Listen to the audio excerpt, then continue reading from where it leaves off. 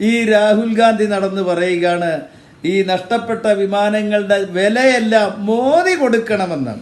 ഇതൊക്കെ കേട്ടാത്തൊന്നും ഇയാളുടെ വീട്ടിൽ നിന്ന് കൊണ്ടുവന്നതായി യുദ്ധവിമാനങ്ങളെന്നൊക്കെ എന്തൊക്കെയാണ് യാതൊരു അർത്ഥവുമില്ലാതെ പറയുകയാണ്.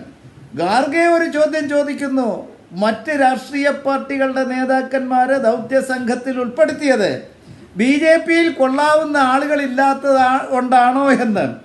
ഈ പമ്പര വിധി എന്ന് പറയുന്നതിൽ വിഷമമുണ്ട്.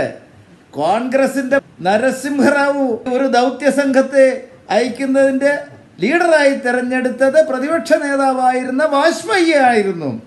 പിന്നെ രാഹുൽ ഗാന്ധി അയക്കാനുള്ള യോഗ്യത അദ്ദേഹത്തിന് ഇല്ലാത്തതുകൊണ്ട് അത് ചെയ്തില്ല എന്ന് മാത്രമാണ്. പുള്ളി പോയിരുന്നെങ്കിൽ വിദേശ രാഷ്ട്രങ്ങളിലൊക്കെ ഇന്ത്യയെ പോയി ആക്ഷേപിക്കുന്ന, നികൃഷ്ടമായി ചിത്രീകരിക്കുന്ന രാഹുൽ ഗാന്ധിയാണോ ഈ ദൗത്യം ഏൽപ്പിക്കേണ്ടത്?